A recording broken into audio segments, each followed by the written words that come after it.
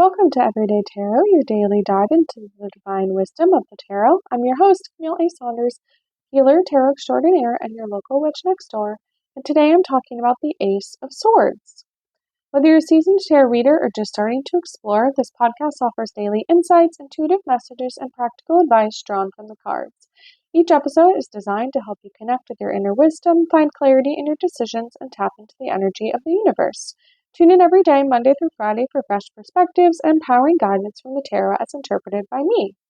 If you love the show, the best way to support it is by listening daily, leaving a review, and subscribing or following in your favorite podcast app. For more in-depth info or monthly hangouts, tarot Q&As, and more, you can join the Everyday Tarot Patreon family. If you're local to the greater Puget Sound area, you can join me Monday, May 12th from 4:45 to 7 p.m. at the Sumner Library for a potluck and to create your own tarot cards. I'll bring all the crafting supplies and we'll talk tarot and craft together. If you're interested in my free PDF with the 2025 5-card tarot spread I created just for you at the beginning of this year, you can get that by joining my newsletter list. My weekly newsletter always has the most up-to-date information on upcoming events, presentations, and more. And if you don't already know, I'm a sex and relationships therapist seeing clients virtually all over Washington State. I love working with queer, poly, and witchy clients who might be struggling with anxiety, chronic pain or illness, communication issues, self-advocacy, and sex. You can book a free 20-minute consultation now to make sure we're a good fit to work together. And you can find the links for any of these offers in the show notes or on my website, CamilleASaunders.com/everydaytarot, which is also where I put the images of the cards that I pull for each episode. All right, welcome to Season 8. In this season, I'm talking all about the Suit of Swords, going through one card each per episode. If you haven't listened to my other seasons yet, you can check those out. In Season 1, I talked tarot basics. In Seasons 2 and 3, I went through all the major arcana cards and an overview of the 4 suits. In Season 4, I talked about tarot and pop culture. Season 5 was all about common tarot spreads. Season 6, I went through the Suit of Wands. Season 7 was the Suit of Pentacles. And now, in Season 8, I'm talking all about the Suit of Swords. If you want to hear an episode dedicated to an overview of the Suit of Swords, you can check out Season 3, Episode 11. And today, like I said, we're kicking off Season 8 talking about the Ace of Swords. So if you have a deck, go ahead and pull it out and go through and find your Ace of Swords card and take a look at it as I talk about some of the common images or symbols associated with this card. So often I feel like multiple of my cards have birds on them or like bird feathers. There's some sort of often indication of intellect. I see crowns on. I think all 3 of the cards I have in front of me. There's like this element of focus or clarity, something about personal power, and then often like self-esteem. So right now I'm looking at 3 of the Ace of Swords cards from 3 of my different decks. So the Anima Mundi deck by Megan Weirer-London. In this one, the card is very like dark in color.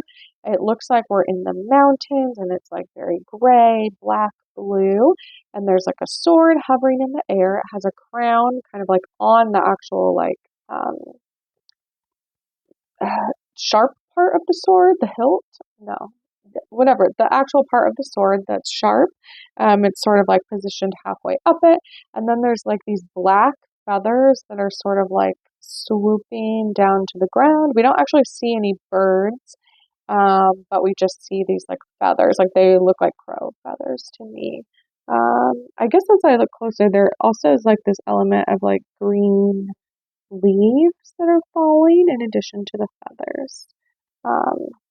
And I think in this Anima Mundi deck, all of these swords cards have birds on them because swords are associated, like the Suit of Swords is associated with the air sign. So the mind, logic, intellect, ideas, action, and conflict. And if we think about air, birds fly through the air. So I think all of these different swords cards in here are depictions of different kinds of birds or bird-like things.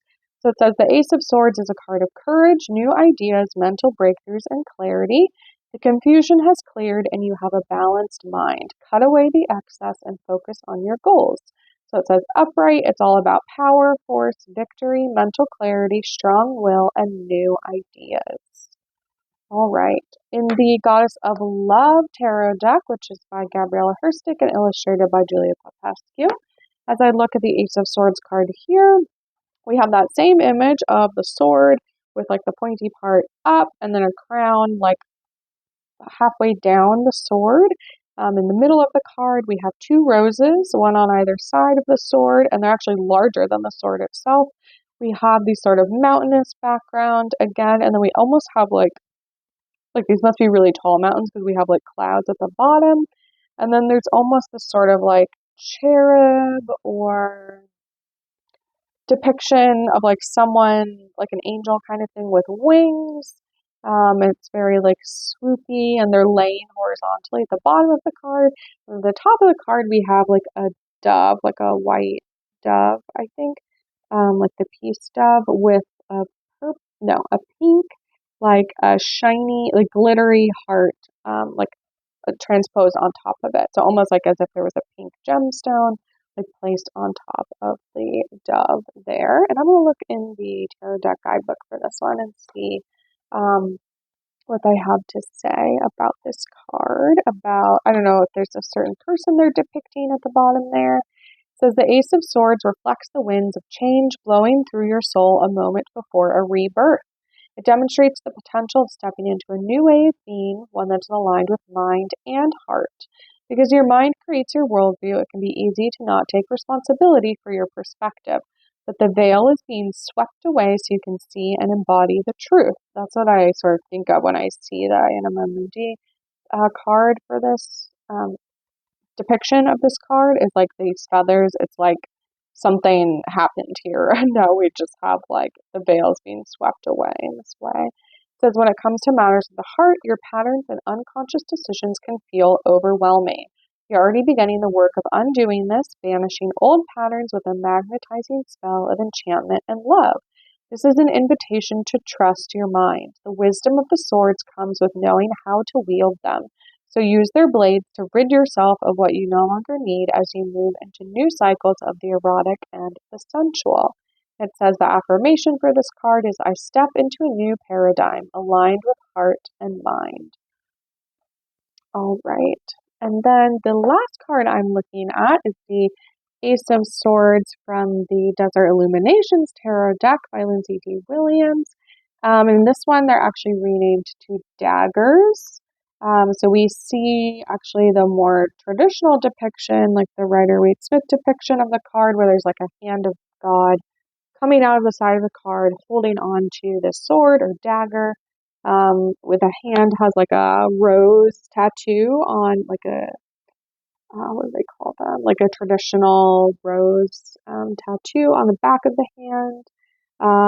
We see sort of pink clouds. Again, we have the mountainous landscape at the bottom of the card.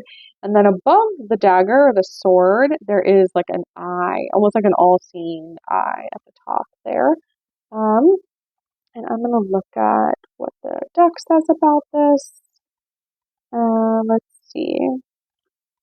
So the Ace of Daggers, a tattooed hand appears through a cloud of purple smoke in the middle of the twilight in the desert. The hand lunges right into battle. An eye appears in the sky, highlighting that this hand is aided by the divine providence and has the power to burst forth into the material realm. This card represents success and victory over challenging situations. When it appears, there is an immediate sense of clarity and purpose in your life, as if you're charging through the smoke of uncertainty. Use this expansive energy to encourage yourself to keep moving forward. Stand tall in your convictions. Beware of this energy that is so powerful. If used incorrectly, it can destroy a lot in your path. Do not act out of ego, aggression, or violence. Confidence is the best way to inspire others to accept your passion, clarity, truth, and light. I love that. Okay, let's get into what some of my books have to say about the suit and the cards. So in the Library of Esoterica Tarot book by Tashin, they talk about that the swords are the suit of higher consciousness, of intellect, of decisive change, and focused power. Associated with the element of air, swords symbolize an invisible yet potent strength, as air is symbolic of action, change, and masculine force. In a deck of playing cards, swords correspond to spades. Which again, a spade, like traditionally would be a tool that you would use to actually like dig in the ground, like a shovel or like a small shovel, which is actually in the Desert Illuminations Tarot with a dagger. It is like more of that size, like instead of a super long, sort of medieval, traditional looking sword, it's a shorter one.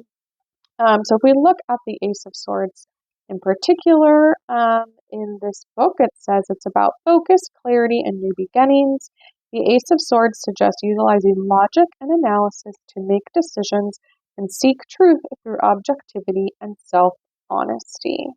So again, there is this sort of cutting through the bullshit aspect of this card, and in particular the swords, like because swords are that airy, that headiness, like the intellect, sometimes it can be sort of like the shadow side of it can be anxiety, right? Sort of overthinking or getting too caught up in your head.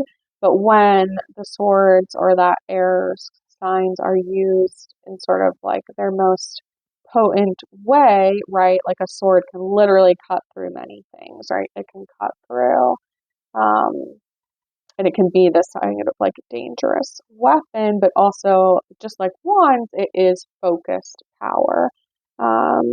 If wands are about focusing the power of fire and sort of energy into a point and creating something on the other side, swords or daggers are about that focused like strategy into this kind of like weapon, I would say.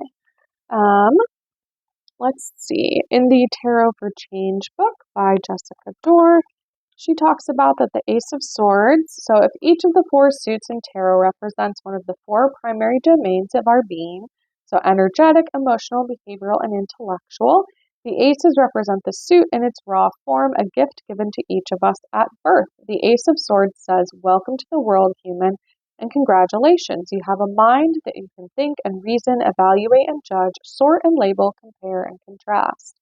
This ability will help you make decisions for yourself to know when to say yes and when to say no. But beware, the sword can trap you as quickly as it can cut you out of tight spaces. It is rigid, it's two-sided, the blade tends to see only black and white and rarely gray, so you'll need to learn some techniques to work well with it." Let's see. It says, right, we can fall into this sort of black and white thinking. Sometimes things seem straightforward, like a yes or no, or this or that, and that can be helpful, like to have that binary, like the switch of like one side to the other. But in a lot of other ways, our like ability to step back, to right, sort of see the bigger picture, to not be so focused in on our energetic, emotional, and behavioral experience, the sword suit can really teach us how to discern different things, observe, and then move forward. Again, that more strategic standpoint. It says, "As with all domains of our experience, practice and development are required to cultivate the kind of knife skills needed in order to move wisely, maintain flexibility, and not lose sight of the fact that however useful it may be to sort and categorize, reality is generally ambiguous. When we give in to the tendency to categorize things as all good or bad and draw our swords at inappropriate times, splitting complex, nuanced experiences into rigid evaluative dimensions, the mind goes from being a helpful aid to a liability, like carrying a knife for self-defense that gets turned back on you because you didn't take the proper time to learn how to use it. Conversely, when we actually know how and when to draw the blade, that's right what it's there for. We have it when we're ready. And that what the tarot teaches us is the ideal is moving flexibly between these different modes, being right, sort of not getting distracted, but having that focus and being able to sort of use our intellect or use our strategic or use our weapons when needed in the present moment when it calls for it. It's not going to be the right tool for every challenge in life, but it will be for some. I don't usually start with that book, but I really liked that description of the Ace of Swords. In the Tarot and Astrology book by Karine Kenner, they talk about that the Ace of Swords is the power of air. From our first breath to our last, air is the invisible force that keeps our spirits linked to our physical form. Air is the invisible whisper of spirit that maintains the pulse of life. Air is the realm of thought and communication. Our thoughts and ideas travel through the air, both literally and symbolically. We transmit our outbound broadcasts and we receive inbound messages and bulletins. The airwaves used to be a purely philosophical construct. Today, in the era of mass media beamed from space, wireless communication is a fact of life. Symbolically speaking, however, air is still an intellectual concept. The element of air is mental, light, elusive, uncontainable, conversational, and social. The Ace of Swords symbolizes all the powers of air, as well as the air signs of Gemini, Libra, and Aquarius. So swords move through the air like words and unspoken thoughts. Swords are active. They make an excellent counterpart to the earthy energy of a shield like pentacles. And it says the sword cards often incorporate the color yellow, which represents the element of air. They also feature symbols of air, such as wind-swept landscapes, clouds, and flying birds.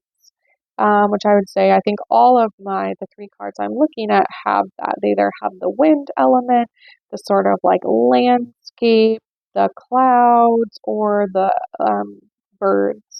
It says the glyph for the element of air is an upright triangle like the tip of a sword. It features a horizontal line like air rising up from the surface of the earth. The Ace of Swords corresponds to the season of spring, which at least as I record this in May, I'm recording this May 7th. This comes out May 12th, but I'm still in spring here in the Northern Hemisphere. And then lastly, in the Fearless Tarot book by Elliot Adam, they talk about that the Ace of Swords is all about reclaiming your personal power by taking charge of your life. Symbolizes that new beginning, right? Just in the same way you would have a sword as like your own personal power, that you can draw it when needed, right? When you grasp at what makes you powerful, you can transform your energy from victim to victor. The Ace of Swords cuts through trance-like states of mind. It flashes with dazzling light, awakening your self-confidence. Do you feel your personal power has been depleted somehow? Are you avoiding something that you know will make things better if you can just get the ball rolling? Are you overwhelmed by anxiety, causing you to feel uncomfortable with confronting an area of your life? As the mighty hand grasps the flashing sword, we often see sparks form from the blade. It says that there are 6 of them sometimes. I don't think any of my cards necessarily, well, I could look at the Anima Mundi one. 1, 2, 3, 4, 5, 6, 7, 8. There's not quite 6, but it says sometimes that there's 6. And 6s in numerology represent ideal balance and the restoration of harmony. It says sometimes there's an olive branch dangling from the left side of the crown, which is all about that symbolizes that your life will be more at peace when you act. So we also have like that dove. Like I said, it kind of looks like the peace dove in the Goddess of Love tarot card for this one. So I sort of imagine that that's what that is about. What else? It says sometimes there's a palm branch. It says, today a new beginning is at hand. Don't dwell on yesterday, last year, or what might lie ahead. Your personal power is crackling in the present right now. Where will you send that energy? And channel this energy toward the place in your mind where the power resides. Act on something that you have been avoiding. This will restore confidence in your mind and its ability to make better decisions.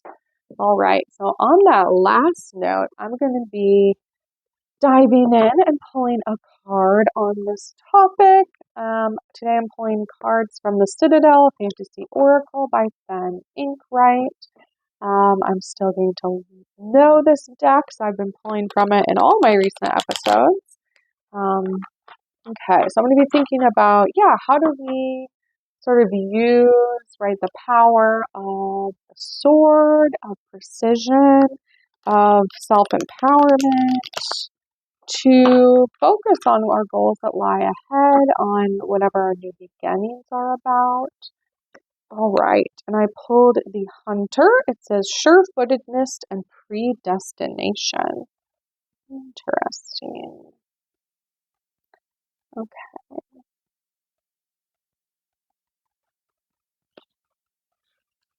The hunter.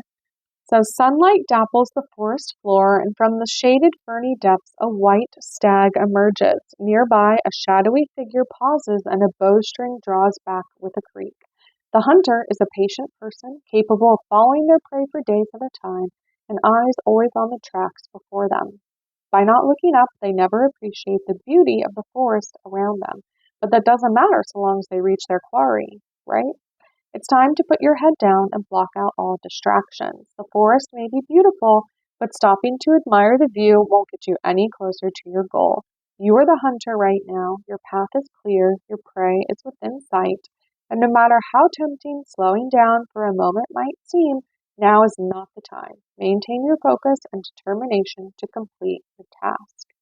So, I mean, in the same way that a hunter, right, might use a bow and arrow to track prey or take something down, right? That is very much the same energy as the sword in a way, right? We're using strategy, you're using patience and being strategic about when you use your weapons to find the sight of your goals, right, and actually accomplish them.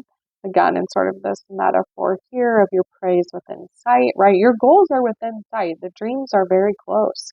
But now is not the time, right, to slow down, is what it's saying. Like it's telling us, right, to remain focused, um, keep up with your goals, right? It's not the time to let go of them because they're not happening. It's basically telling us we're very close, right? And that if we kind of just keep going, maybe pushing through or keeping that focus, keeping your eyes on the prize, that soon we will have reached there. And that then, right, maybe after we can do a bit more of resting or relaxation, and this we can take a look around the forest, right? Sometimes that it is the time for that, but this card's telling us that right now the time is to focus on like our goals or the situation at hand, which is also about being present, right? We can be present by taking in everything around us, but we can also be present by focusing on what's actually happening in my body right now in this moment, or enjoying, right, the food that we're eating or the task that we're doing without being sort of